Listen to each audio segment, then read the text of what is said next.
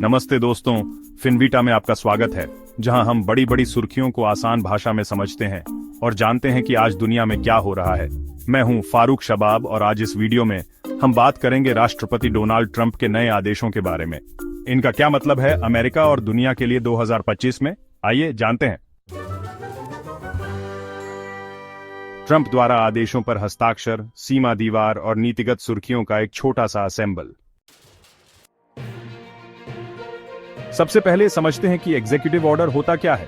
ये राष्ट्रपति द्वारा जारी किए गए ऐसे आदेश होते हैं जिनका कानून जैसा ही बल होता है, लेकिन इन्हें पास करवाने के लिए संसद की मंजूरी की जरूरत नहीं होती। इनके जरिए राष्ट्रपति अपने फैसले जल्दी लागू कर सकते हैं और डोनाल्ड ट्रंप वो तो शुरुआत से ही इसका भरपूर फायदा उठा रहे हैं।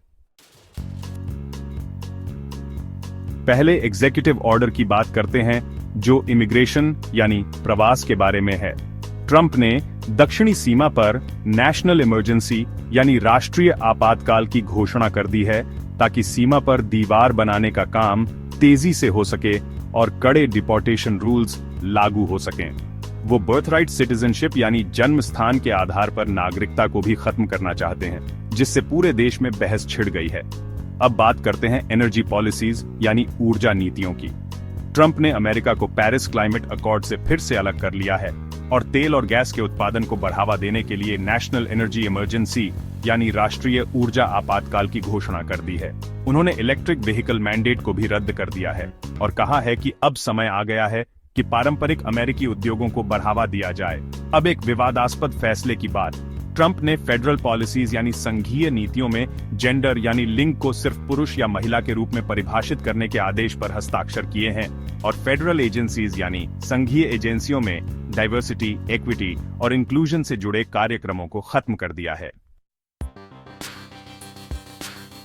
तो इसका आप पर और हम पर क्या असर होगा? देखिए, ये इस बात पर निर्भर करता है कि आप किस नजरिए से देखते हैं। बिजनेसेस यानी व्यवसायों के लिए एनर्जी डिरेगुलेशन यानी ऊर्जा क्षेत्र में ढील और ट्रेड टैरिफ्स यानी व्यापार शुल्क से कुछ उद्योगों को फायदा हो सकता है तो कुछ को नुकसान भी हो सकता है।